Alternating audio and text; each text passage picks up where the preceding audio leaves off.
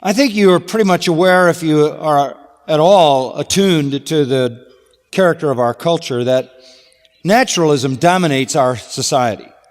You might say there was a time in America when supernaturalism dominated our thinking. In other words, we were a nation under God. You know, they're deleting that from the Pledge of Allegiance, I understand, even at a golf tournament, trying to figure out how to get it off our coins. But there was a time when we were happy to say we are a nation under God. We are supernaturalists. We believe in a creator. We believe in God as a sovereign ruler of the universe. But we have abandoned that, and we are essentially now rapidly becoming a nation of naturalists. The most influential intellectuals, philosophers, scientists, educators, politicians, judges in America are mostly naturalists. Naturalists assume that God exists only in the imagination of religious people, that the idea of God is frankly a superstition, an irrational superstition that is created out of a pre-scientific era to meet certain anxieties of the human heart. The truth is, however, there is no God, and everything is simply a consequence of natural effects. Naturalism is the idea that nature is all there is, that virtually everything that exists is simply the product of unplanned, uncontrolled accidents.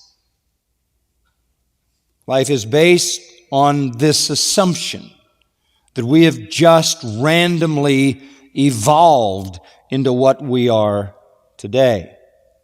Creation, then, is the result, as we know it, life as we know it, is the result of unconscious forces randomly mutating. Man, says evolutionary science, is the purposeless end of a purposeless process that did not have him in mind. Oops, he just showed up. This is what is taught in the universities, and then this is what is learned by the students.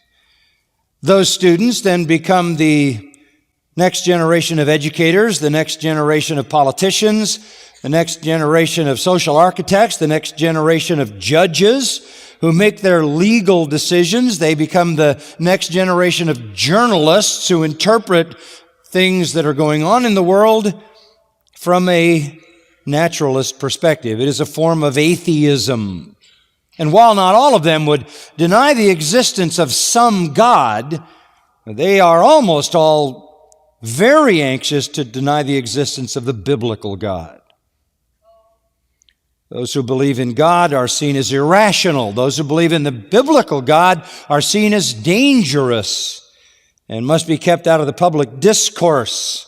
And in the name of separation of church and state, we cannot have people who believe the Bible and the biblical God to be the true God have anything to say about public policy, public life, education, government, social order, law, courts, or morality.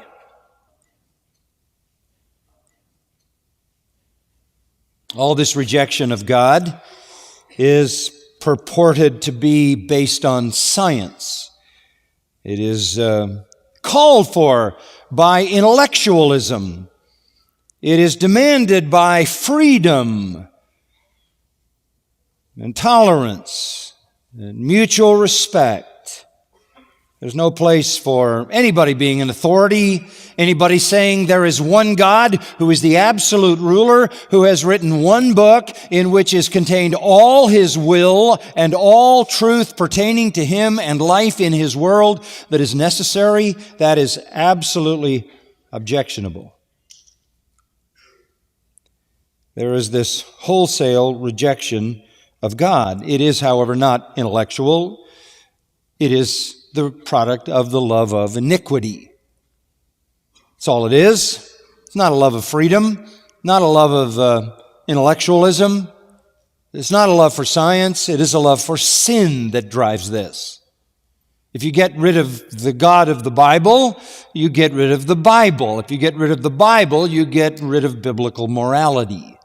If you get rid of biblical morality, you can live any way you want with the assumption that there would be no consequences. So all the supposed intellectual naturalists are nothing but hedonists, wanting to express their lust in an unbridled way.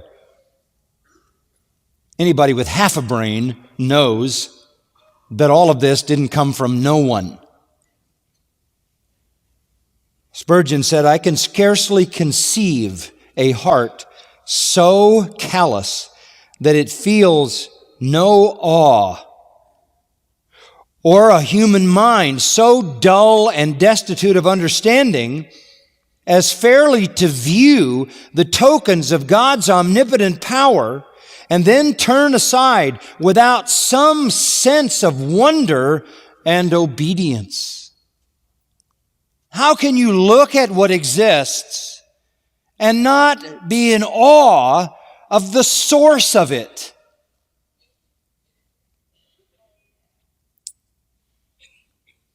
How can we sin against so great a reality? By denying it, and then sin against the will of the very God we deny, against the greatness of the Almighty.